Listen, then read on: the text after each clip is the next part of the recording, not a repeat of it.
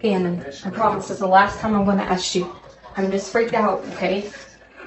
Are you sure you didn't do it on purpose? Yeah, I wanted to come.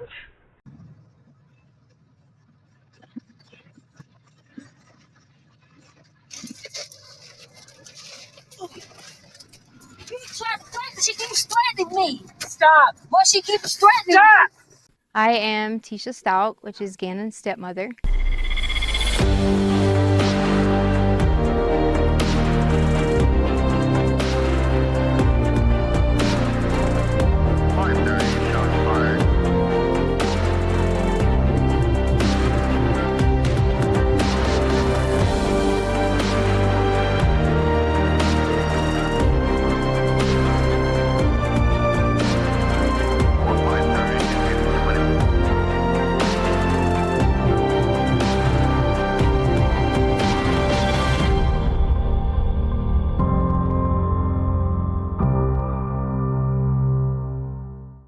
Hello my friends and welcome back, or welcome to another episode in our Gannon Stauch deep dive. Just a quick apology, it is that time of year when we're all absolutely full of colds, so I do hope me sounding like I've got a clothes peg clipped on my nose doesn't put you off the video too much. Now, we left the last episode with Letecia just spewing more lies and nonsensical stories, surprise, surprise, during her calls to Al on the 15th of February, and we're picking back up there today. In the last phone call between Al and Letecia, Al invited FBI agent Amber Cronin into a three-way call, and Leticia's phone, conveniently, died. She said she'd have to get a phone from someone else and call Amber back straight away, but she didn't call back straight away. When she finally did, she has such an uppity and annoyed attitude. It's unbelievable. So this is the first call we're going to start with today. Her call back to Amber Cronin at 1:17 p.m. on the 15th of February. As usual, for anybody just joining here, this is part of what's going to be quite a long series. Please do click the link above or just pop over to my channel to find the playlist where everything is in order. Let's jump right in. This is Amber. Hello? Hi, I'm calling you back. I had to get someone's phone. Sure. All right, Tisa. Well, like I said, I know that this is an awkward thing for you to have to keep going through this over and over again. But I would like you just to kind of start me at the beginning of this whole thing and try to walk me through it as to what happened. So, am I just supposed to start from Monday? Because I've already went through the whole everything else 15 times. And Monday is when, the last thing. So is that where you want me to start from? Okay, right from the very start, Letecia frames herself as exhausted, inconvenienced, and almost put out by being asked to repeat the timeline. Now, this is common behaviour from deceptive storytellers. Repetition feels threatening to them because each additional retelling increases the chances of slipping up, and they know it. Yeah, sure. Start there. I mean, honestly, like I said, we're in the detail business, so it's always every little detail you can think of. It may be a help. Notice that Agent Cronin immediately counters by emphasising detail. The FBI here is signalling, we need precision, not vibes. Okay. So on Monday, we were going to go get a bike. Our agenda was to get a bike. Okay. And I'm going to be one of these annoying people that I'm going to try to get as much detail from you as possible. Because like I said, so Monday you're going to go get a bike. Did you get the bike from somebody? Were you talking to somebody? Where were you going to get the bike? Details about stuff like that. I was going to get to that. Okay. Sorry. I was just going to tell you our agenda before we left all that off. Okay. The agenda was to get a bike that day. We were going to trade in some sports equipment, and then just, go shopping a few times, few places here and there, and then come back home. So then we set up for the day that I was going to leave Gannon at home because he stays at home sometimes by himself or whatever, like if we're at work and yada, yada, yada. But he wasn't feeling well because he had already, hurt his foot. He had some burns from the carpet, from the fire that he accidentally set. And so I didn't feel comfortable leaving him by himself. Mm-hmm. Typically he does, but I didn't feel comfortable because I didn't want to get so sad about him being home, by himself, if he needed someone, yada, yada, yada. Sure. So I told him, I said, hey, you have to ride with me. I decided to stay home with him that day because Albert was out of town. And I said, you have to ride with me. Mm-hmm. And he was like, okay, I'm going to take my switch. He wasn't feeling that well, as far as, he was not complaining with any kind of pain or, sickness or anything like that. He just kind of felt, down just because he had stayed up the prior night on Sunday, probably till about 3 or 4 a.m. because he has a lot of problems using the bathroom when he takes his medicine and then don't take it, and he takes Vyvanse. Mm-hmm. So sometimes his stomach would get really backed up, and it had already gotten that way. Mm-hmm. So we stayed up a lot that night after I had put the fire out. Okay. And he was in and out of the bathroom, so he's kind of tired, exhausted, a little bit, whatever. But I was like, hey, you want to just ride with me? So we did. But I think it was about maybe 10 o'clock-ish or so when I set the alarm to leave. So I think we went to Dunkin' Donuts first. We went somewhere to get coffee. I'm not real sure. I got gas because there was no gas in the truck. I don't remember exactly where I got gas because they looked it up on my credit card, but I wanted the Exxon, but I don't remember exactly. So then we got gas, then we just went on our little way and we went to Petco, which was on Nevada. I think it was, I don't know the exit. I'm not real familiar to give you that quite detail. I just know it was Okay. The Nevada exit. And is it easier for you to just kind of run through the whole story and then I can go back for the details, or is it easier for if in trying to think about it, if you can give me the details on the way? Because obviously we want to hit all of these points. Like you said, you went to Dunkin' Donuts, so I'd want to know where that was to get gas, where you stopped there. Now just listen to how chaotic and unfocused this section actually is. Amber Cronin asks simple, direct questions. Where were you getting the bike? Who were you getting the bike from? At which location were you picking up the bike? And Letecia can't anchor anything in reality. She jumps around constantly, adds unnecessary detail, and then contradicts herself. This is called cognitive overload, where a liar adds filler, a lot of filler, to avoid sticking to a concrete timeline. I mean, yeah, I don't have access to give you exactly. No, and you don't have to give me the exact address because obviously I can look that up. Like the Dunkin' Donuts, Right. Which one was it? Do you know what the street was? No, it was in Fountain, the one near the house. Okay, so Fountain near the house is the Dunkin' Donuts. And what street was that on? Or do you know? I think it's Mesa Ridge. Mesa Ridge? Or something like that. Okay. Yeah. So you guys get up. I want to say that the gas store was right across the street too. It was one of the gas stores that was in the area right there. I feel like it was the one across from Dunkin'. Okay. So the Dunkin' Donuts near your house on Mesa Ridge, then the Costco across the street. Then you guys hit Petco. Not. I didn't say a Costco. I said the gas. Oh, I'm sorry. Sorry, I can't read my own handwriting. My bad. That's okay. Yeah. And then we went to Petco, and I went in Petco. He was going to go inside Petco with me, but he was like, can I stay in the car and play the Switch? Mm-hmm. And I said, yeah. And so I go in Petco, and when I was getting out the car, I was like, well, I probably should make him go in, but then I was like, he probably don't want to shop with girls because he never shopped with me. So I was like, yeah, okay, he'll be fine. Yeah. I don't ever worry about him in the car or anything, but because he wasn't feeling that well, I did going to go look and check and make sure he wasn't, looking for me or wanting to go to the bathroom, like getting out or whatever. He Sure. drives his Petco, but at the same time, he knows I'll go somewhere, and Yeah. I might say I'm in one store and go to the next store beside. You know, So did he go in with you That's why- at Dunkin' Donuts too then? we went through the drive-through at Dunkin' Donuts. Okay.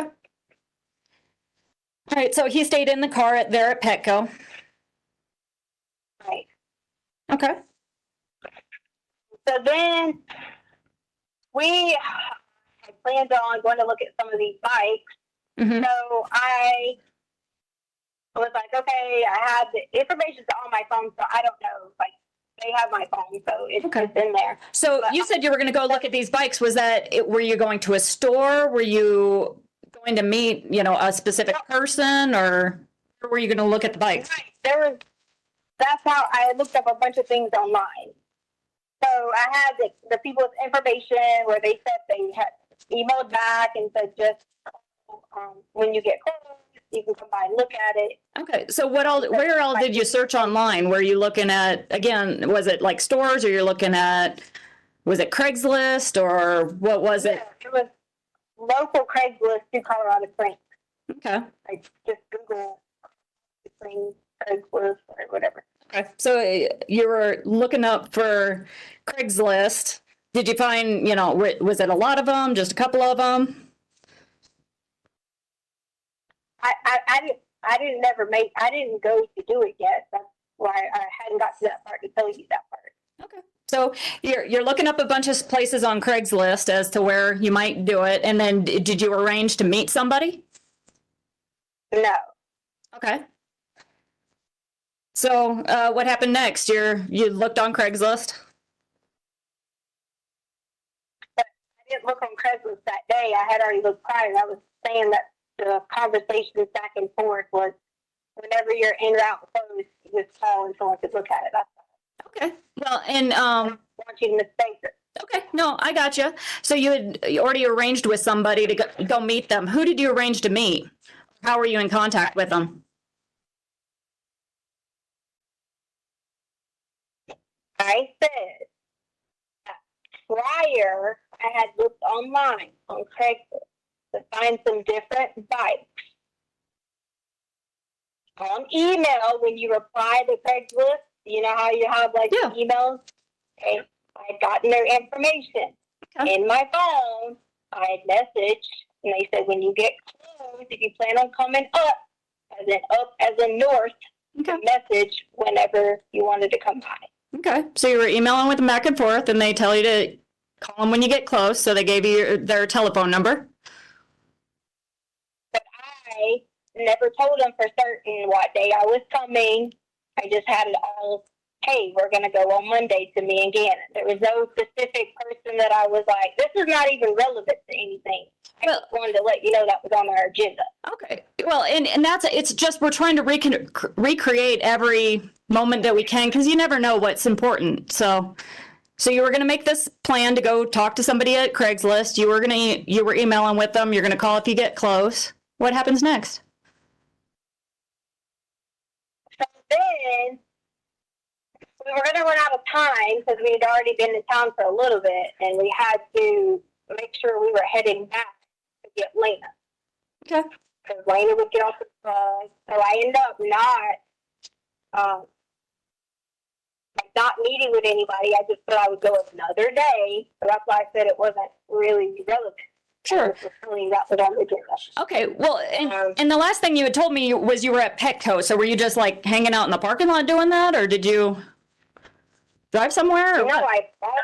I bought things in Petco. Well, yeah. It's just, as you were saying, you were kind of out and about, so I didn't know if you made another stop or what was going on there. No, I went to Petco twice. So by the time I went to Dunkin' Donuts, the store, Petco twice, and I don't even remember if I went in another shopping store because it's already been how many days. Well, what'd you go to Petco twice for? I mean, did you like go to Petco and then have to head somewhere else and then come back? I mean, I always do that. Like, Yeah, go somewhere and I'm indecisive, and I go back and find something else. sure, I get that. But so after you leave Petco, where'd you head there? Ma'am, I don't know exactly. I just was in a different store. I mean, I don't even know if I even did anything else. I feel like I went to the TJ Maxx, but I don't remember how to tell you where the TJ Maxx was at. Okay. Well, I mean, was it still in Colorado Springs? It's on the north side, or? Yes, Okay. I don't know. So, I mean, there's only stuff on the north side of us, so I mean, I don't know. okay. All right. So you were at Petco. You went probably to somewhere else, maybe TJ Maxx, and then back to Petco again. Yeah. Okay. This right here is one of the markers the FBI looks for. Letecia can't give a linear spatial route. When people genuinely recall events, they can describe their path, even if some of the details are a bit fuzzy. Letecia, however, keeps getting tangled up in her own narrative. She over-explains, backtracks, corrects herself, and even becomes defensive. And these are classic leakage behaviours seen in deceptive statements. And we'll go into leakage in a little bit. And then you said it was getting to the time. You're probably going to have to pick up Lena. Yeah, we were gonna have to go home to get Lena. So we drove home. I remember I went inside the house. I get out. Walk inside the house. Dana walks inside the house. I was gonna work out, so I had put like my headphones on. I was gonna work out till Lena got there. I don't remember like if we ate or something in between there. Not really sure Mm-hmm. exactly what we did between there. Okay. But it's the three of you there at the house? Or No, the two of Lena you? hadn't got there. Okay, she hadn't got home yet. Okay. Yeah, no. Gannon went to his room. He was doing stuff and playing or whatever because he was going to have a sleepover, so he kept, moving his room around or whatever because he's always going to have sleepovers. Mm-hmm. And then I had my headphones, like, they kind of like smashed their head a little bit, so I pulled them back a little bit and was like listening and doing my thing or whatever. And then I heard something really loud. It sounded like something fell over, but also you have to remember, it's upstairs, downstairs. Sometimes if you can like just walk loud, it'll echo and sound like it was something loud, Mm-hmm. One of the dogs started barking, so of course I walked downstairs.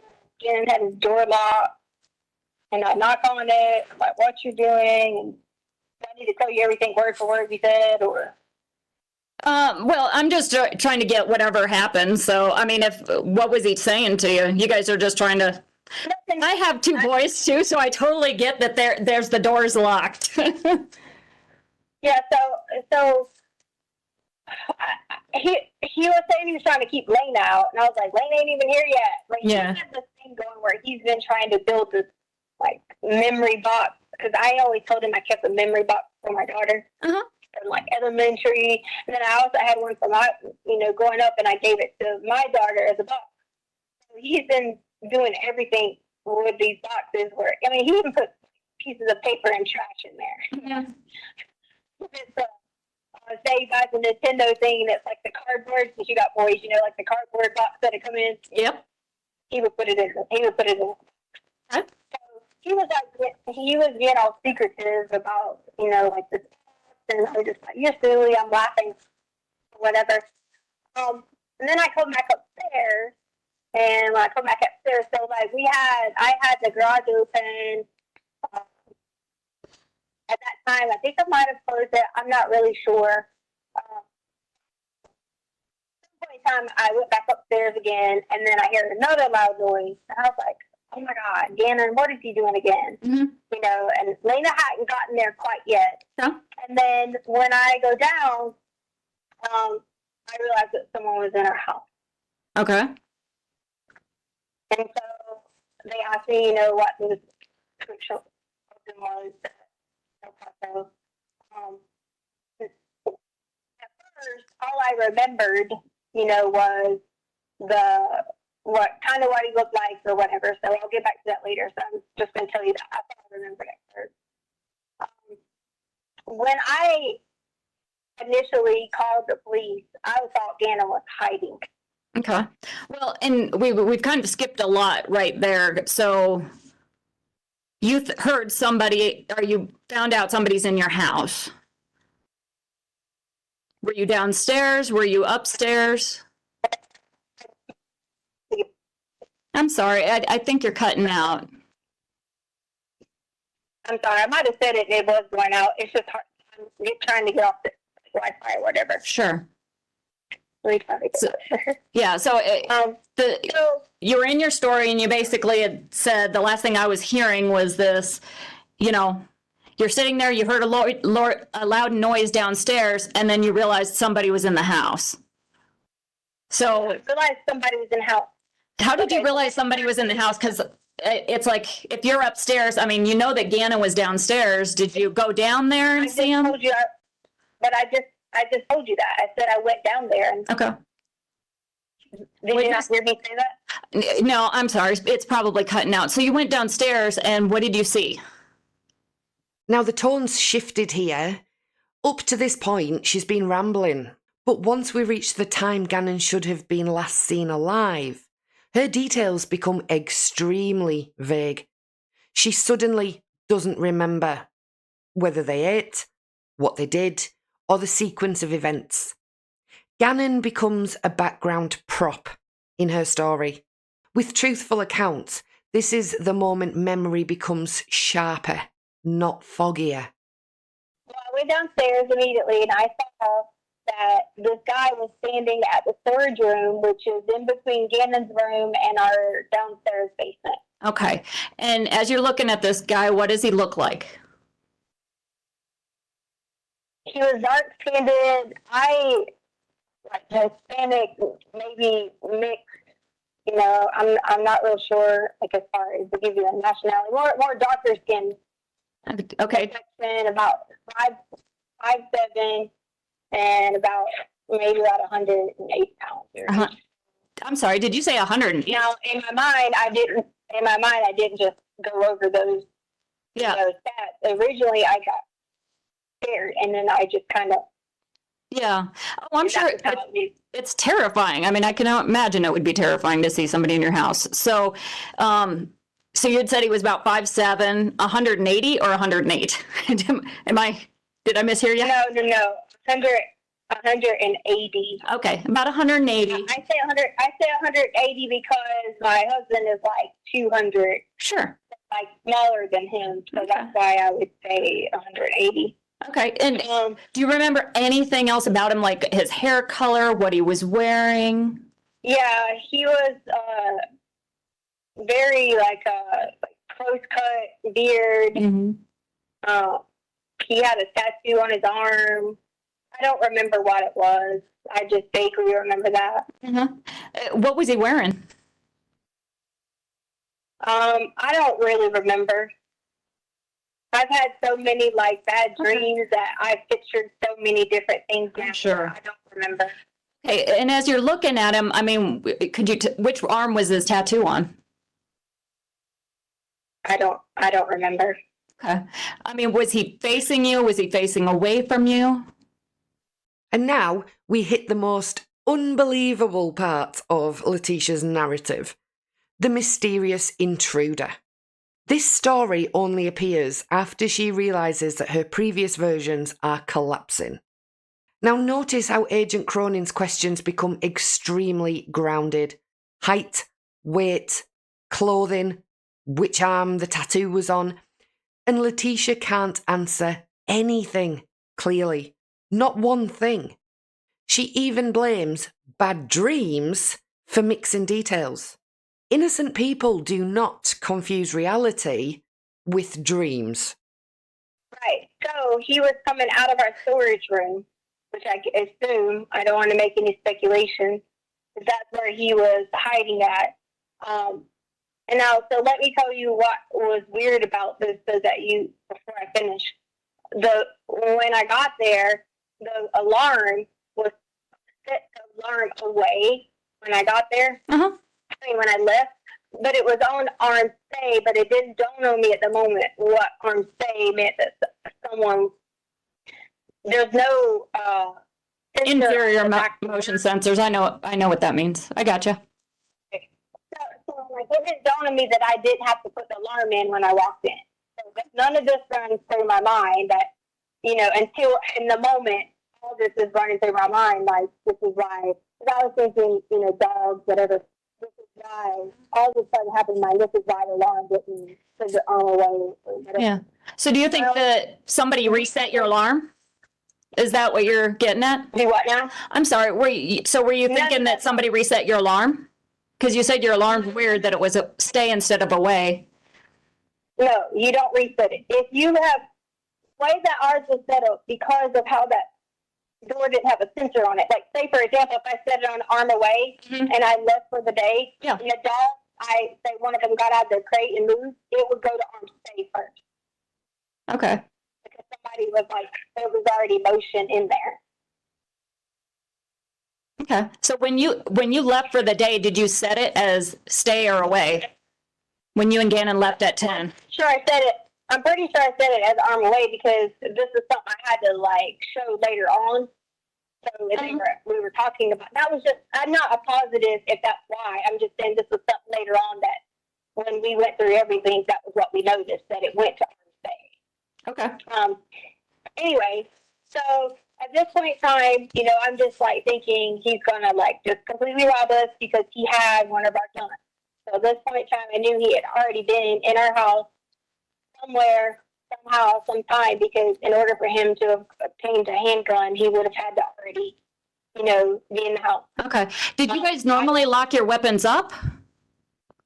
No. Okay. Where do you normally store them? So they're all over the house. So prior to this happening, my husband and I went on a cruise. And so when we went on the cruise, we had hired a lady, and my daughter wouldn't have to stay at home with them, but we hired a lady to come stay as well on rover.com. Yep. And she just kind of stayed in the house. So when she came, I could pull the handguns downstairs. And Albert, we were talking about making sure we weren't just leaving them around the house, even though she had been checked through rover and stuff like that. We don't want to leave them. Sure. So I had took two of the handguns downstairs. So that was the only reason the two of the guns would have been downstairs because we had just got back from our cruise and we had hid them down there in the storage room. Okay. So he came out of the storage room with one of the weapons that you had previously stored in there, is what you're saying? Yeah, when I say hid, they weren't put away somewhere. They were just in the storage room. They were inside. Okay. And which weapon was it that he had with him? One of the black ones. Okay. Was it a handgun, a long gun? Yeah, a handgun. The big guns were upstairs. Okay. I'm just jumping in again because this detail is important because this is the one that suggests premeditation. She claims that the intruder already accessed their weapons, meaning he supposedly hid in their house long before she returned home. But again, she can't explain how. She also reveals that the guns were not securely stored, something law enforcement will immediately note. So, at first I was in shock thinking, whatever you want, and I'm not going to go through screaming what I said. I'm just going to tell you because you won't understand me if I get, I've already been on the phone 4 different times telling people, so if I can't go through screaming and all that again. Yeah, and obviously you don't have to scream at me. I understand. Yeah, no, I just don't want you, to think I, word for word verbatim to tell you what I said and this and that and the other. So I immediately Gannon was in the room, about maybe, I don't know, maybe 2 feet from his door or whatever, and just yada, yada, yada, doing his thing, whatever. I'm sorry, Gannon was in his room or Gannon was outside of his room, so he saw this guy out there too? No. Gannon was still in his room. I was just giving you a distance of how far, because Gannon's door was open at this point. Okay. I guess open the door. Okay, so you said his door's open, but you could see Gannon in his room? Yeah, and I could see Gannon in his room. Mm-hmm. So I don't remember exactly what the guy was saying to me. I just remember I was like yelling, and Gannon was yelling, and Gannon saw that I was like freaked out and scared, and I told him he could have whatever he wanted. All this. So it went about 1 hour of us just sitting there, me and Gannon sitting in his room, as this guy was asking questions. He was asking, did we own this? Did we own that? All I remember was about weapons and did we know anything about these people? He said somebody named Terrence, and I don't even know. I didn't have no clue who he was talking about, what he was talking about. My assumption was he had the wrong people that he was looking for, because we haven't even lived there that long, and I don't even know these people. So what kind of possessions was he asking you about if you had? I mean, was he asking you about your possessions or somebody else's or what? Yes, he was asking, was there a safe? Like your typical theft, like theft things that a theft would want. Did we have a safe? Was there any money in the house? And I swear to you, we don't keep any, I swear to God, we don't keep any money in the house. We barely even keep our cards on it, Oh crap, this is at 2%. Hold on 1 second. And this is where her story collapses completely.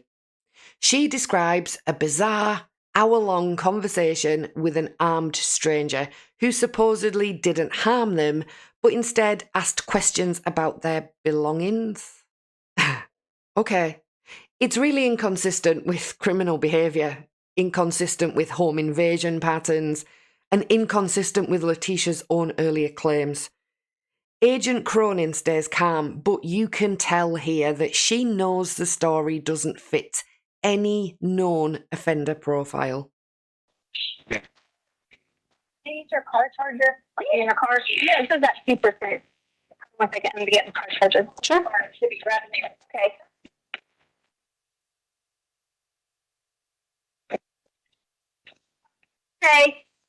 Okay, thank you. Do I need to turn it on? Here. Thank you. When that call ends, the most striking thing isn't what Letecia said. It's how she said it. Because throughout the entire conversation, Letecia shows a pattern that investigators see over and over again in deceptive offenders. Leakage behaviours. And I mentioned these earlier.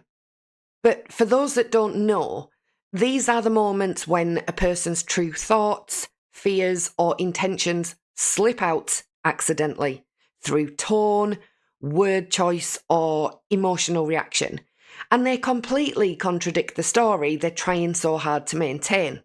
And Letecia leaks constantly. She overshares unnecessary details, yet avoids answering anything direct. She reacts emotionally to things that shouldn't emotionally provoke her, and then goes completely flat at the points where any innocent parent would break. She switches stories mid-sentence, corrects herself, then corrects herself again, all classic indicators of someone mentally juggling too many versions of events at once. Her language is also full of distancing. She rarely says Gannon's name. She keeps referring to him as he, him, or the situation, the incident. It's subtle, but distance in language is incredibly common among guilty offenders because it helps them emotionally detach from what they've done. And then there's her affect. Letecia's emotional tone shifts dramatically depending on which part of her story she's talking about. She becomes defensive when Amber asks for basic facts, but oddly calm when describing situations that should, in theory, terrify any parent. That mismatch between tone and content is another massive red flag. It suggests that she's managing her performance, not expressing genuine fear or grief. And by the end of the call, you can hear Amber giving Letecia the space to talk. And Letecia fills every second of silence with contradictions, excuses, and self-preservation. She never once asks, "What can I do to help find my stepson?" She never begs for updates. She never expresses panic. Instead, she continues to focus entirely on protecting herself. And that's the most damaging leakage of all, Because in cases like this, it's rarely one statement that exposes someone. It's the pattern, the emotional inconsistencies, the instinctive defensiveness, the constant need to control a narrative, the story that keeps shifting every time it's retold. And in this call, Letecia's own words do far more harm to her case than anything Amber says to her. After this absolute circus of a phone call, Letecia calls Al back at 1:29 p.m. and things get even more ludicrous. Let's jump straight into this one. Hello. Hey, What is it? I'm freaking beat, teacher. what? I'm beat. What? What do you want? That's how you got talking? I'm just beat. I'm just telling you I'm tired. Go ahead, whatever.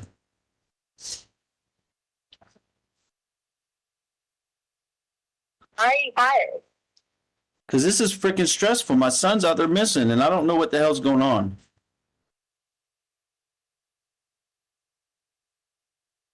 We have people who are looking for the guy now. Okay. The Quincy Brown guy? Why do you keep saying the Quincy Brown guy? Like it's a joke. I'm not. No, I'm just. What did the FBI, what did the freaking FBI say? Are they looking for him now? Well, I gave her my information. Okay. I also got a call at the same time, which the attorney said he had just talked to El Paso. And he was like, you do not need to say another word to them. So you need to hang the phone up because I've already clearly gave them this information. And at this point in time, he was like, if they're not reaching out to help you, then they're doing nothing to help the investigation. He said, so he's getting back on the phone with El Paso. And El Paso is supposed to be doing the job because they're the lead agency, even though the FBI has taken over. FBI was working, they're not the lead agency. So he said to communicate with El Paso. And that's exactly what he did. So the lawyer is communicating with El Paso. Right. Okay. All right. I'm trying to keep it all straight. But you did talk to the lady? That's what you've been doing Yes, the whole time? Okay. Okay, you talked to her? Right. I talked to her, and then the attorney was emailing me back and forth because the lady, this investigative reporter, went back out there to his house, and he told me, do not say another word. Okay. Because El Paso is the lead agency, and they could potentially be messing up the investigation. And at the same time, as much as, he's going to be wanting to find Gannon, he's also making sure that no one else is interfering. Because he said, if El Paso is the head person, that's who needs to be doing it. He's already sent the information to them. Okay. He also already forwarded Nicole going out there to his house and everything. Nicole? That's the investigative reporter that we hired.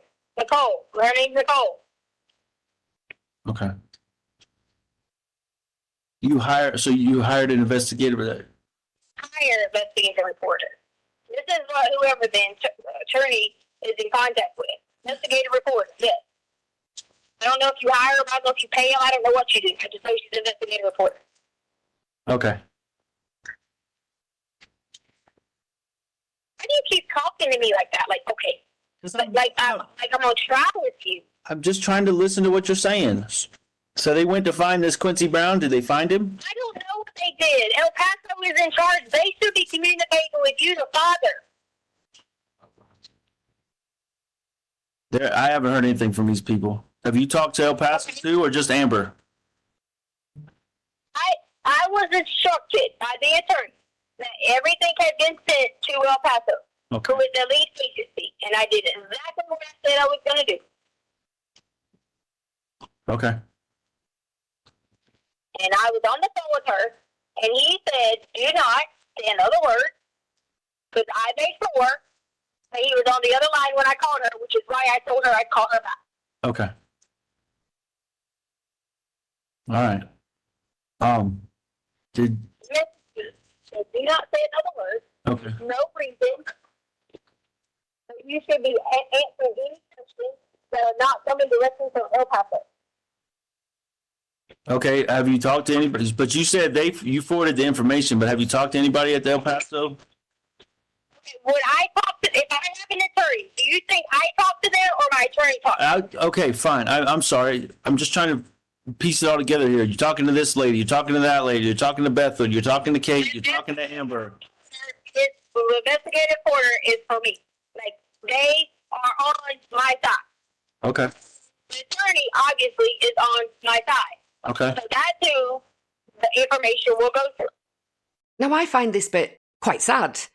Al opens this call utterly exhausted. You can hear it in his voice. And his very first words, "I'm freaking beat, Tisha. My son's out there missing and I don't know what the hell's going on," immediately frames the conversation around Gannon. He's tired, mentally and emotionally. And notice how quickly, yet again, Letecia shifts her focus back onto herself. Instead of matching his concern, she immediately begins talking about logistics, about who she spoke to, about her attorney, her investigative reporter, and her own confusion and distress. This is the pattern that you see throughout the calls.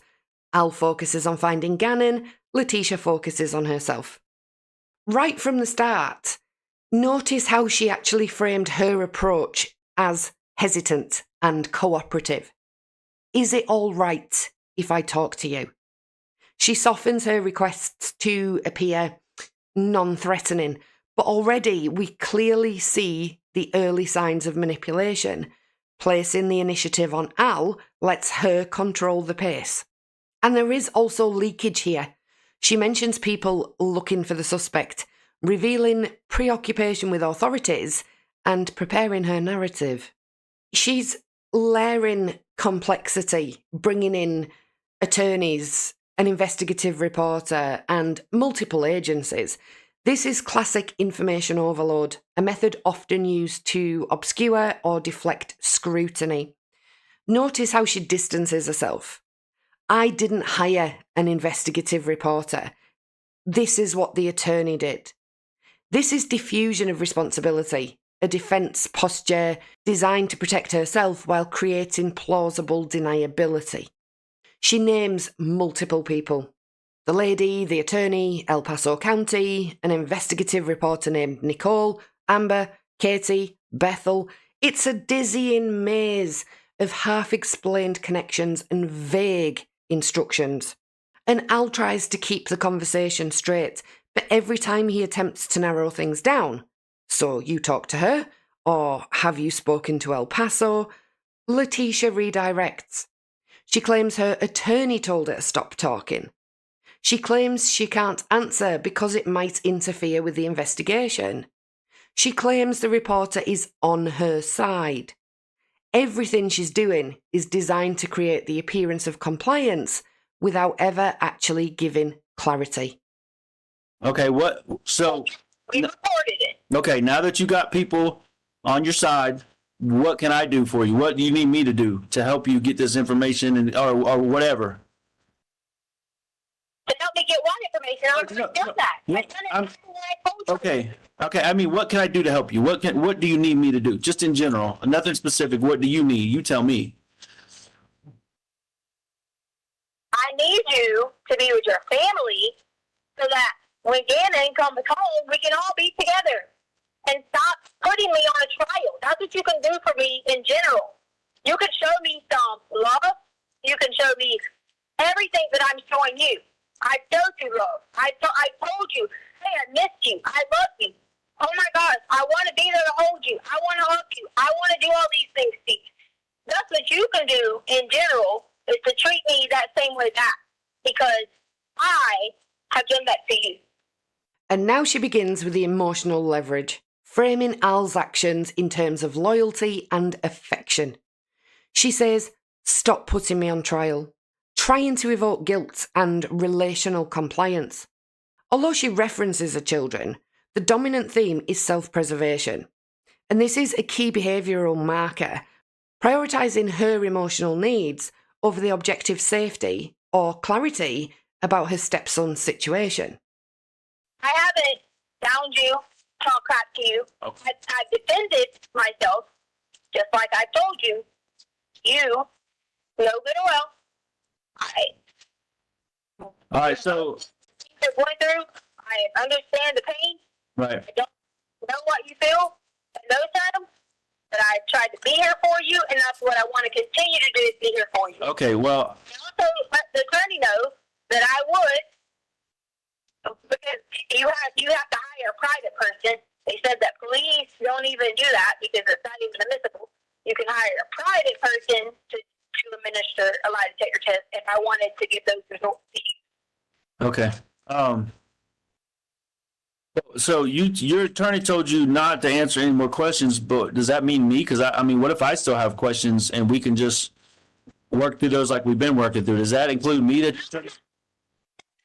you told me if I called them ladies and if I reported everything, you told me that you said I will have a meeting with you, and your exact words were that we would go from there. Okay. And we would start trying to find Gannon. That's Okay. exactly what you said to me. Okay, You said fine. we would move forward Okay. and be looking for Gannon. That's what you told me. Okay, so what about the meeting? Okay? So here I am about the whole meeting part. Okay. Either you're in this with me and I'm in this with you or not.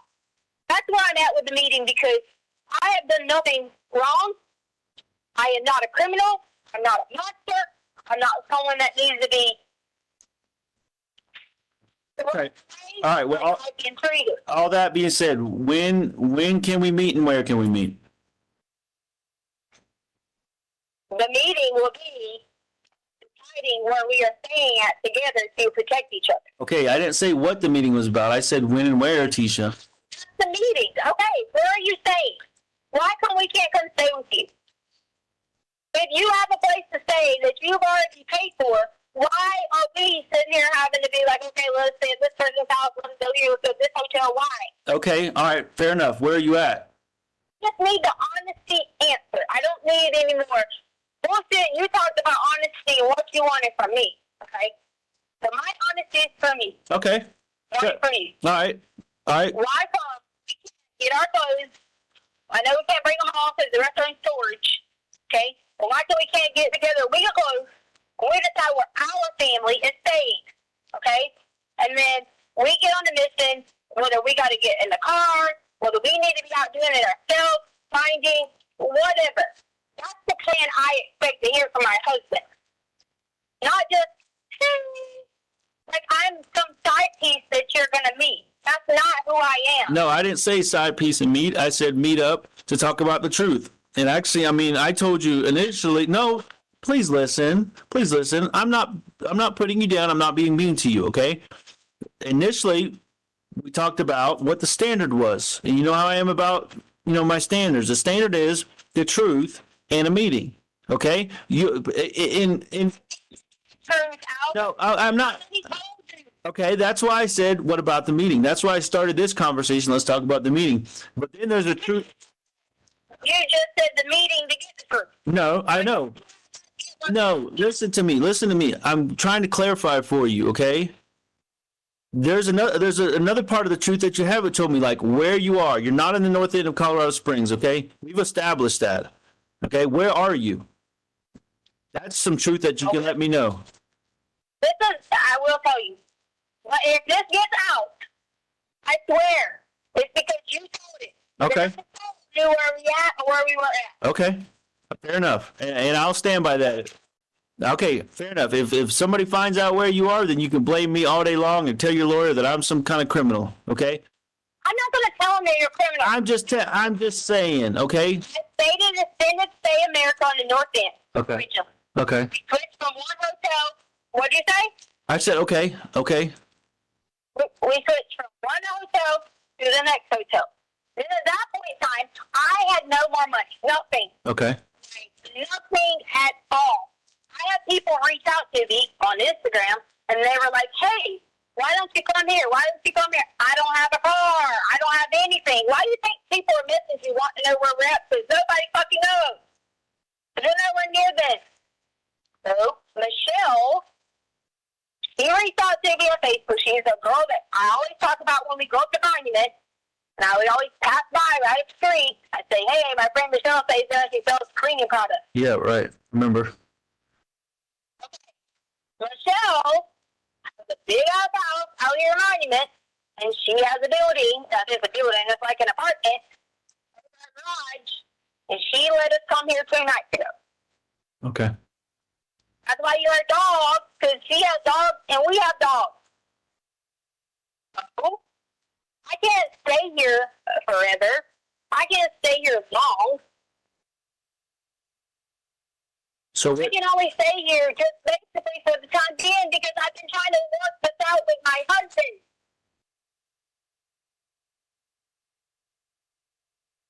And you think like I mean, where do you think I got money at to like stay all these places? Like you act like I'm just like, just living at large, staying in all these. Oh man, I'm up at the Hampton and Hilton. I mean, all right, listen.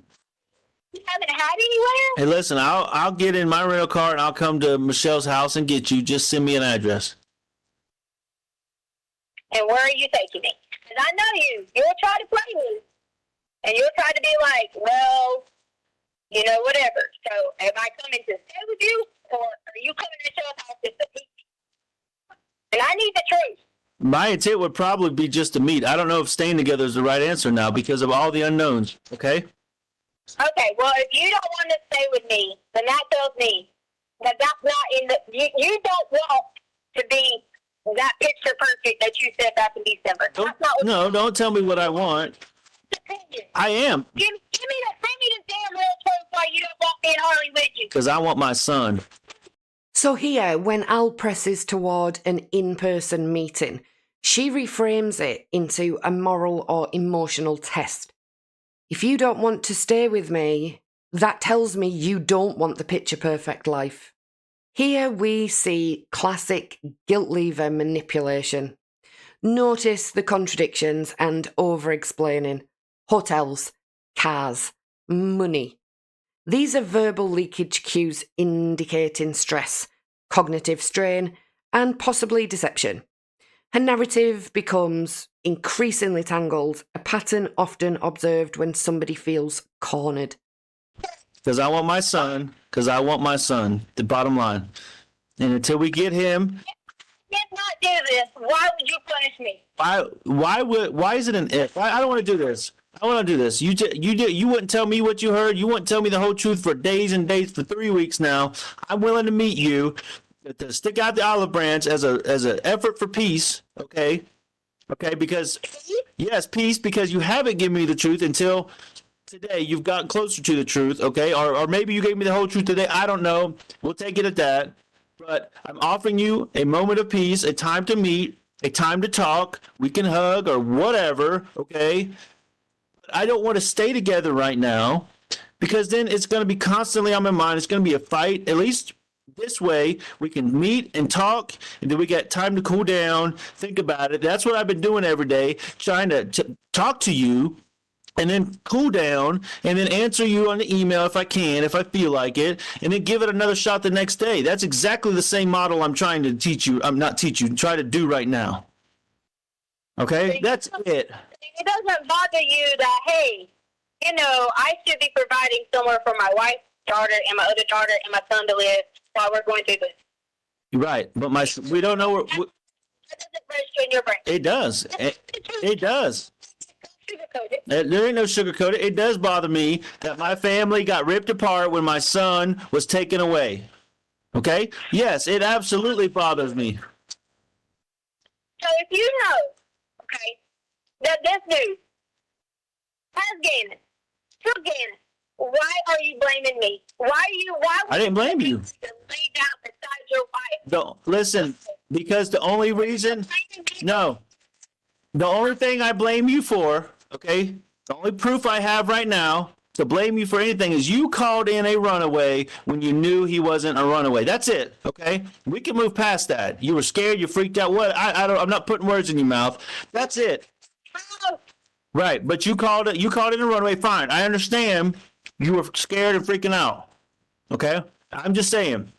To hurt anybody. Right, and I didn't want to get lied to. Okay, but I did. So that's something we got to work through, and that's what I'm saying. We meet, we talk, we hang out, grab a bite to eat. I don't know, something stupid, and then we take a breath. Okay, just like we've done the past couple of days, working our way up to a meeting now. All right, we've been talking. We didn't talk for 2 weeks. Okay, it's baby steps here. You got to understand that my son is missing, and I've got to get through this little by little until he comes home. And that story, okay, the runaway story, the only thing that I know to blame you for right now, the only blame I point in your direction, okay, that caused a gap between us. And I've said that numerous times. There's a gap between us. And the only way to get back is baby steps, okay? And you've got to respect that. Okay? You have to also realize if someone's terrified, they act in a moment, do what they think. It's scaredness. I'm not Don't you have compassion for I that? do. I have compassion for that. Listen, I have compassion. Rather sit in your room by yourself and not comfort each other every night. You would rather that. And then when Landon comes back, you'll see her every day and not your wife. But you got to have compassion for me, a little bit of empathy on my perspective, okay? Because of the runaway story, the cops, the neighborhood, everybody searching, spent days and days and days, and we lost valuable time trying to find Gannon because of that story.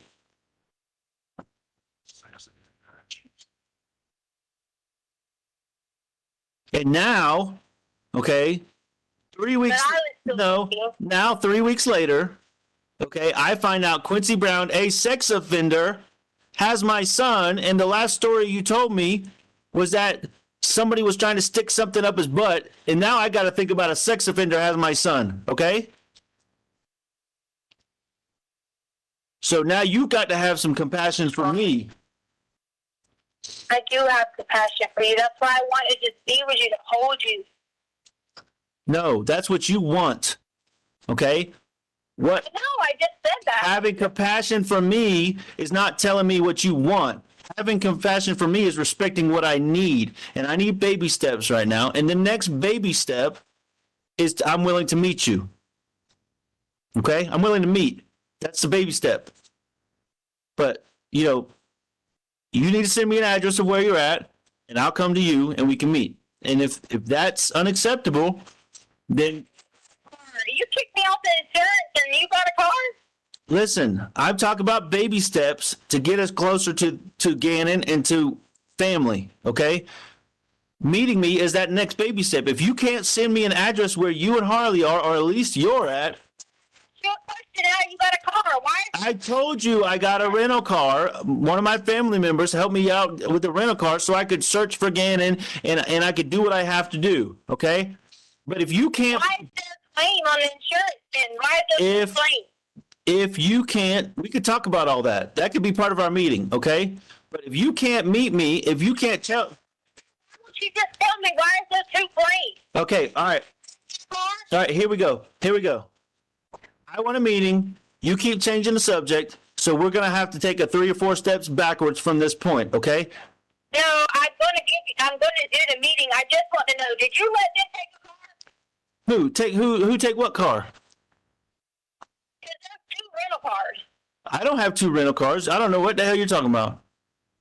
You got somebody trying to PI me or something? What 2 rental cars are you talking about? No, you said they had a rental car and you had a rental car.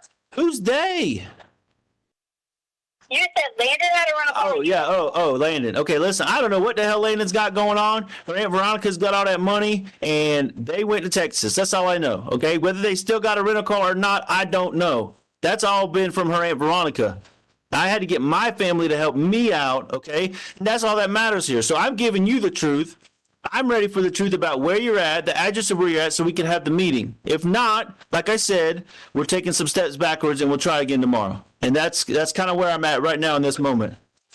We would take steps backwards because if I just wanted to be with you, that would be second when you just told me to have compassion. So I'm just sitting here trying to talk to you. Okay, listen. Tisha, listen, here we are. Backwards when I'm just asking. Just tell me, are you trying to be with somebody else? Just tell me. Am I trying to be with somebody else when my son's out there missing? So here we go. Change the subject. We change the subject back to Tisha now. All right? All right? No, I just want to know the truth because I want. Well, I want to know the truth. You never answered my question about what you heard, okay? So I want to know the truth too. But you know what? I bent a little bit. I bent a little bit more, and now I'm bending. Now I'm bending again. No, listen. Now I'm bending again and saying.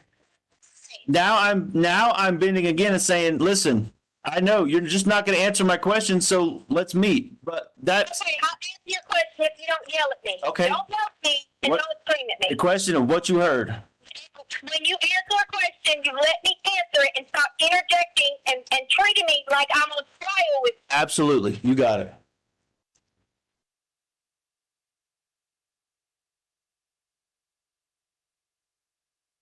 Now go. What did you hear in the moment that there was bleeding and everything going on? What you heard. That was the question you didn't answer. I'm trying to finish. Okay. So the police had left. Okay. I put Harley and Lena upstairs in the room. Told them don't come out. Nothing terrible, bad, nothing had happened at that point in time. I was still terrified. If I mentioned to police, if I sent a note, if I said anything, I didn't know what was going to go on. I told you this 17 times. I told them this. You could ask me why didn't I do things differently? Fucking scared. Okay? Scared. Went back downstairs. Okay? We didn't have a safe. We didn't have money.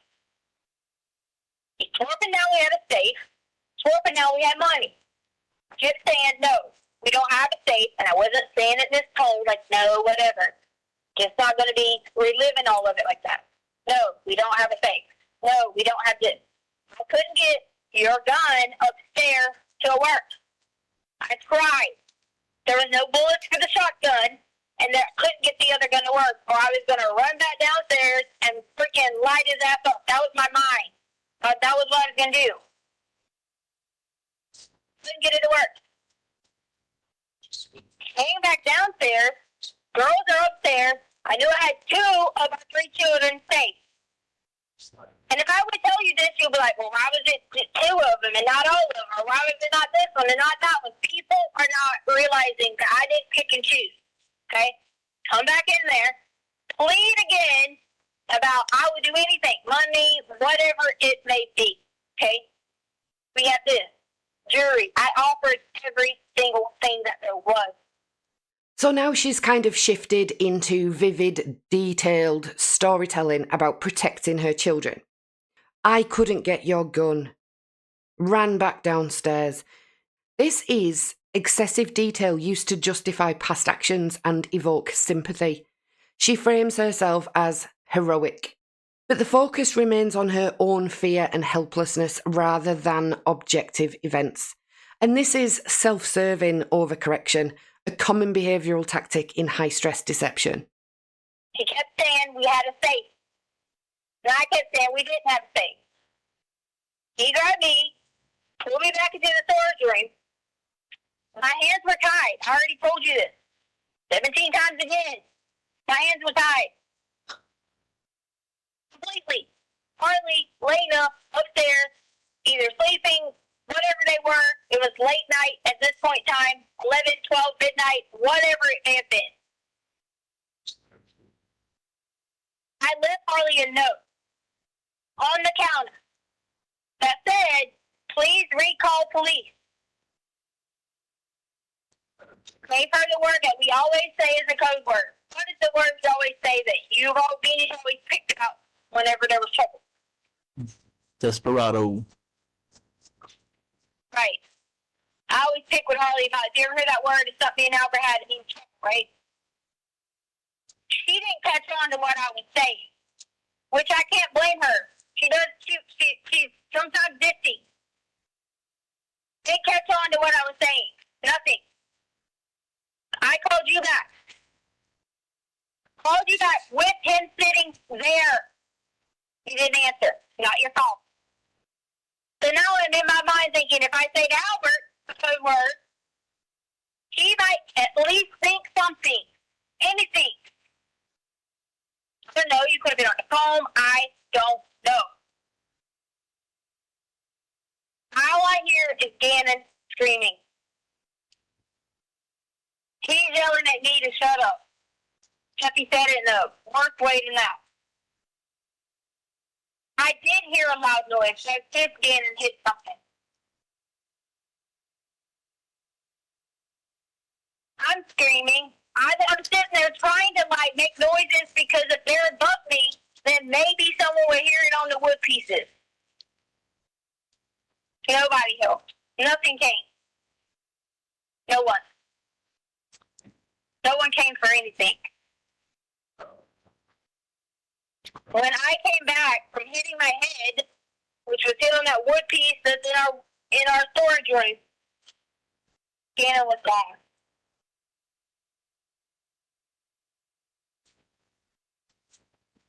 I freaked out. I get in my car, which I'm sure that they probably seen on camera.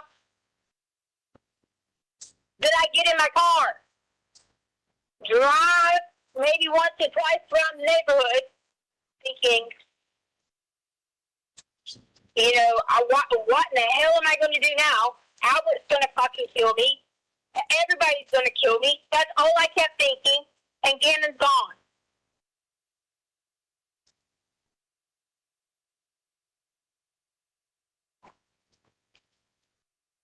And I haven't slept in how many days reliving how if I could have done something. I'm not going to fight somebody with a gun, with a knife.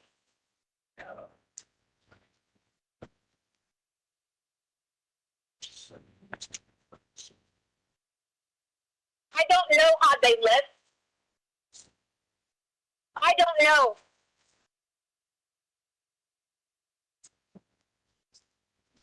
And the only reason I would have known who it was is I told you about the badge. More and more, I kept remembering, as I had nightmares every flipping night, who it was.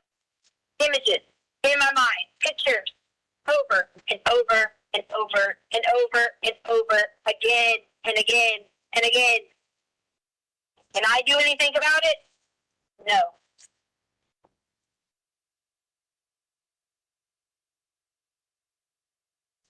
It didn't matter whether I said something happened. It didn't matter what I said in that moment. My mind immediately went to, oh my God. You hear about this? I look on the neighbor's app all the time. Shit goes down and you don't, in your brain, you plan if something was to happen, what you're going to do. And then you can't. Your body don't let you. I'm not a person that even remotely tries to be a badass with a gun. Just don't lie.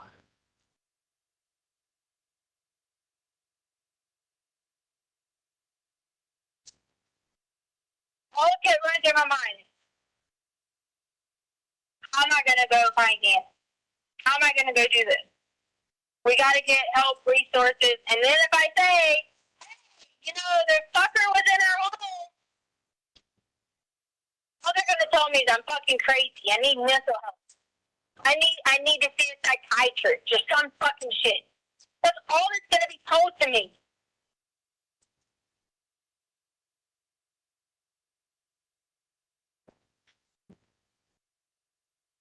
So I went the very next day. So there was no wasted resources. I went the very next day, that afternoon. When I talked to them, I explained to them exactly what I told you. Hey, Tisha, hold on. Listen, this is the worst fucking story yet, all right? I'm done with this shit. So towards the end, Letecia engages in emotional flooding, repeating her fear, nightmares, and guilt And this is designed to overwhelm the listener and regain conversational control. Al maintains focus on facts, linear progression, and the truth, a stabilising presence against the narrative flood. As we've seen in previous calls, Letecia tries to turn the conversation into a referendum on her relationship with Al. She claims he's treating her like she's on trial. She says she wants love, affection, reassurance, and physical closeness. This is a crucial point in the call because it shows her priorities. She's still not asking about search efforts. She's still not asking for updates. She doesn't match his panic or his despair. Instead, she says what she needs from him. It's manipulation wrapped in self-pity. For Al, though, the priority is still the truth.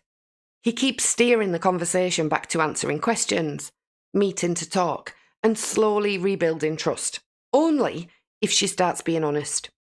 He mentions baby steps multiple times, and those words tell us everything about the dynamic. He knows that she hasn't been straightforward, but he is still hoping, desperately, for clarity. Then comes one of the most telling exchanges of the entire call. Al asks her directly where she is, and it's not to control her, but because he needs a place to meet her. And instead of answering, she panics. She accuses him of wanting to play her, of not wanting to stay with her, of not wanting to be a family. She throws emotional landmines into the conversation, hoping guilt or deflection will push him off the one thing he keeps returning to: the truth. Only after long resistance does she finally reveal that she's staying in Monument at a friend Michelle's house, in an apartment above a garage. But even this admission comes wrapped in justification. Explanations about money, about dogs, about being helpless, about strangers offering her places to stay. Again, she can't give a single piece of information without first quoting it in a narrative meant to generate sympathy. Al, meanwhile, keeps pressing toward one goal. Let's meet, let's talk, let's get to the truth. Now, I am just going to say at this point, it seems like every single phone call, Letecia has to mention her dogs. And as some of you know, I am a dog owner. I have 5, 3 pugs and 2 English bulldogs. Letecia and Harley had an English bulldog and a French bulldog. Although my dogs are spoiled beyond being spoiled, and I love them with all of my heart, they are the best little creatures ever. If my niece's daughter went missing tomorrow, those dogs would not get much of a look in. Those dogs would most likely have to go in a kennel while I'm helping my niece search for her daughter. I wouldn't be talking to my niece about the dogs. They just wouldn't be coming up. When a child is missing, who wants to hear about dogs? And it really does get me, being a dog owner. I just can't see how they would ever fit into a missing family member narrative. Of course, they'd still need looked after. Of course, I might worry that I'm away doing loads of searching and getting involved in search efforts, and they would have to go in a kennel, and it might cross my brain. I hope they're getting loads of fuss because they'll miss the attention. I wouldn't be talking to people about my dogs. She comes off like she cares so much more about those dogs than she cares about this child who we're all meant to believe at this point is just missing, but who she knows she has killed. Even before Gannon has gone missing, she seemed to have put more effort and more love and more respect into those 2 dogs than she did into the children in that household. And in some ways, that includes Harley. As a dog lover, I love people talking about their dogs. How dare she, every single phone call, bring up her bloody dogs when there is a child missing and a family desperately trying to find him and bring him home. And all she can go on about is her dogs. It's just so insensitive. It's ridiculous.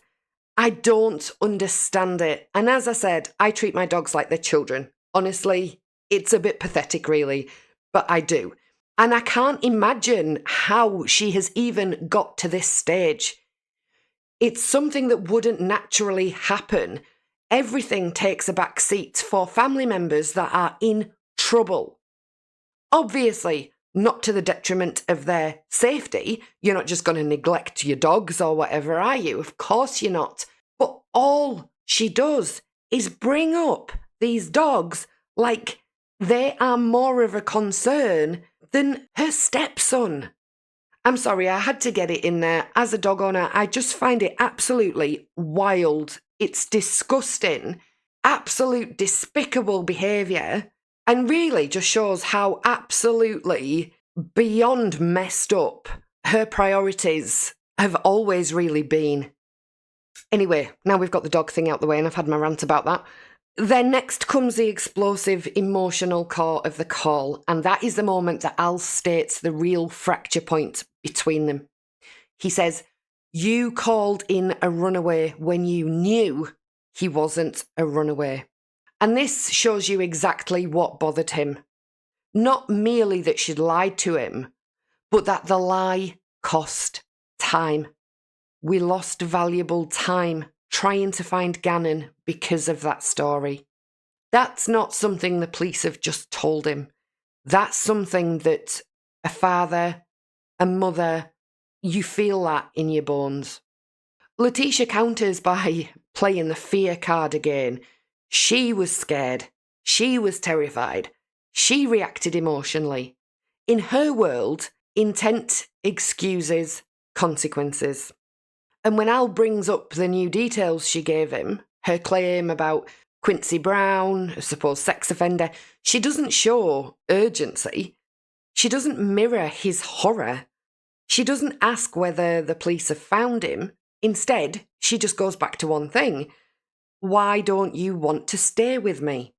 This is her biggest tell. Her emotional energy goes into relationship maintenance, not into Gannon. When Al expresses concern about a sex offender having his son, her response is not fear for Gannon. It's fear of losing Al. It's fear of Al not being on her side. Then comes one of the most psychologically revealing exchanges in this entire call.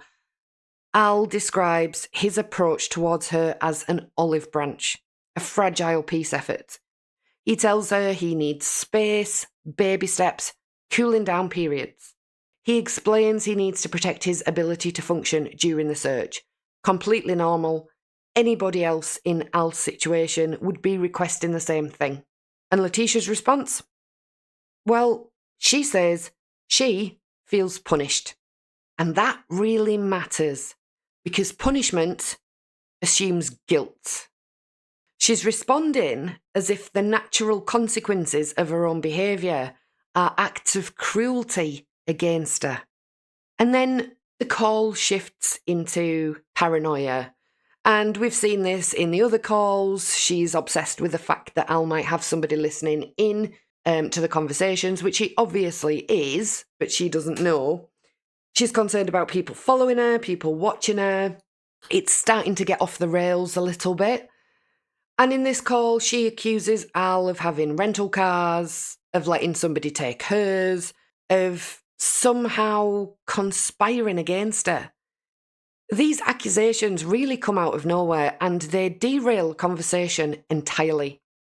This moment gives you a bit of a window into her defensive mindset.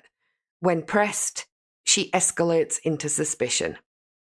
Finally, Al circles back to the most important question, the one she's been avoiding since the very beginning. What did you hear? He's trying to extract the last missing piece of her story, perhaps hoping it'll help him understand what happened or where Gannon might be. She promises to answer as long as he doesn't yell. Another manipulation that frames him as the aggressor and herself as the victim. And just as she starts to respond, explaining that the police had left, that she'd sent the children upstairs, that she was terrified, she trails off again into vagueness, into emotion, into incomplete sentences. Even here, when the question is direct from her own husband, she can't give a straight answer. This call and the ones before it, they're not just arguments. They're not just conversations between a husband and wife under stress. They're genuinely psychological power struggles. Letecia's conversational tactics include overloading with unnecessary detail, shifting the discussion back to herself, portraying herself as the victim, which she does all the time, demanding affection in moments that actually just require cooperation, using guilt as leverage, evading direct questions, turning practical requests into emotional betrayals, redirecting to paranoia when she feels a bit cornered, and repeating that she has done nothing wrong before ever actually being accused. And on the flip side of that, Al's behaviour shows pure exhaustion, desperation for clarity, a focus on Gannon, controlled patience, repeated attempts to stay calm, and I honestly don't know how he manages it, hope that honesty can rebuild the trust between them, even if that is fake and for the purpose of the calls, increasing frustration, a need to separate conversation from emotional manipulation, and a consistent return to the theme, Gannon and the truth. By the end of the call, two realities are obvious. Number one, Al is trying to claw his way toward answers, step by painful step. He wants the truth more than the relationship, and that shift for Letecia is devastating. And number two, Letecia is fighting for control, not clarity. Her priority is the narrative and her place in it, not the search. Their communication is breaking down because they're not even talking about the same thing anymore. Al's talking about a missing child. Letecia is talking about herself. And in that gap, the very gap Al mentions repeatedly, the truth is slipping further away. There's a point in this call where Letecia makes a statement that, on its face, almost slips by. But when you stop and really listen to it, it becomes one of the most important admissions she ever makes. When Al challenges her about the inconsistent stories, the changes in timelines, the details that keep shifting, the contradictions about how and where Gannon was supposedly taken, Letecia snaps back with, "I said that to you because you just want me to say whatever they've got you thinking." Now, to some, that line might sound like frustration, but in reality, it's a confession. She is admitting that she has been tailoring her story based on what she believes other people want or expect to hear. She's not defending the truth. She's defending her strategy. From an analytical standpoint, this is incredibly significant. This is the exact behaviour that forensic psychologists see in offenders who are trying to manage a narrative rather than reveal it. When a person is telling the truth, they repeat the same story under pressure because the truth doesn't actually change. Yes, it may become a bit fuzzy. Yes, minor details might just be slightly off, a minute or two here or there, the colour of something insignificant, but the main focus of the story just doesn't change. But when someone's lying, the story evolves. It adapts. It grows new branches to cover new holes. And the person telling it becomes hyper-aware of how their story is landing. Letecia's line reveals that her priority during this calls isn't accuracy, it's influence. She's watching Al's reactions, adjusting and recalibrating.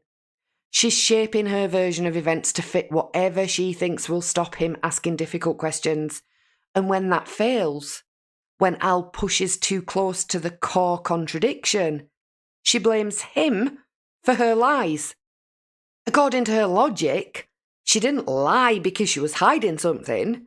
She lied because he wanted her to. That shift of blame, as we probably all know by now, is just classic narcissistic deflection. It allows her to admit dishonesty without accepting any responsibility for the consequences of it. It's the same psychological pattern you see in family homicide offenders who try to maintain control during the investigation, like Casey Anthony. She's probably going to get brought up a lot, I'm afraid. But Casey Anthony, whose lies evolved in real time, depending on who she was speaking to and what they knew. And Scott Peterson, altering his timelines and explanations every single time investigators pressed him on inconsistencies. In those cases, the offender's stories changed because the truth was being sculpted on the fly, and the priority wasn't the missing victim, but preserving their own image. Letecia's admission places her squarely in that behavioural category. And importantly, look at Al's reaction. He doesn't explode. I would have done long before now. As I said in the last video, I would totally have lost my shit with all of this. I would have been in an absolute rage, and I am a totally non-violent person. I don't agree with violence, but I could have potentially ended up being arrested having to deal with this. I think it would have just been too much for my little brain to handle, and I would have gone into complete ferocious rage. I mean, Al doesn't even sound surprised. He says, almost defeated, I'm thinking what I'm thinking. You're the only one telling me anything.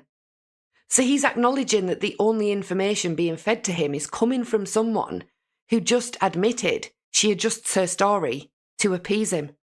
It really does highlight the emotional and psychological trap he's caught in. He needs answers, but the person giving them is openly saying she's shaping them to manipulate his response. This single moment changes the entire tone of the call. It exposes her mindset, it exposes her strategy, and it shows that even when she edges towards honesty, it's honesty about manipulation, not about Gannon. Now, besides these infuriating calls, other things were happening on February the 15th. Investigators were closing in on key areas tied to Letecia's movements, and the pieces were starting to come together. In a remote area not far from where both her Volkswagen Tiguan and the rented Nissan Altima had been tracked, investigators made that grim discovery. A piece of particle board stained with blood, and later testing confirmed what everyone feared. The blood belonged to Gannon. This moves us along to February the 16th. By this date, the web of lies grows even more tangled. Letecia tells a friend, Tila Cummins, that she's deliberately feeding Al false stories. Stories she thinks he wants to hear. And it's a revealing glimpse into her mindset, because she still believes that she's controlling the narrative. That same day, she has 2 recorded calls with Al, and during one of these conversations, Al confronts her with new information. That Quincy Brown, the man she accused of abducting Gannon, has been living in Mexico for the past 2 years. And this is a conversation for the next episode. Now, I do just need to say I am doing my best with YouTube over this month, but as you're aware, the field that I work in is incredibly busy at this time of year. Crime rates rise ridiculously, everything from petty thefts to bar brawls because of increased alcohol intake to murders. It's a crazy, crazy time. And there are also people in the world that do go out and commit really petty offences or a multitude of offences because they want to be sent to prison, so they at least have a roof over their head, a bed to sleep in, and 3 square meals a day over the winter period. So I am working a lot extra at the moment and really just trying to juggle everything. Obviously, I'm trying to get ready for Christmas for myself and my family too at this end, and the increased workload. So I am doing my very best. I am working on the Dark December series. If you haven't watched the first one that I posted on Thursday as part of the Thursday brief episodes, please do go and check it out. They are smaller snippets. They're not necessarily deep dives, but they are cases that we should still remember and that are still worth a discussion. I cannot promise that next Monday I will have the next episode in this Gannon Stauch series, just because my workload at the moment is chaotic. This is honestly the worst time of year for crime and violent incidents to be happening, and people in my role are just absolutely rushed off the feet. It may be that the next Gannon Stauch video will actually be out in 2 weeks rather than 1. If it's not going to be done for next week on time, I will make a post in the community tab, so please do keep an eye there. I'll post all updates there if anything's going on or if anything's going to be delayed. So just keep checking in. I promise I will do my very best for you guys to get it out. I am so thrilled that you're all sticking with me through this journey, and I honestly can't thank you enough for hopping on board and putting a little bit of faith in a new small YouTube creator.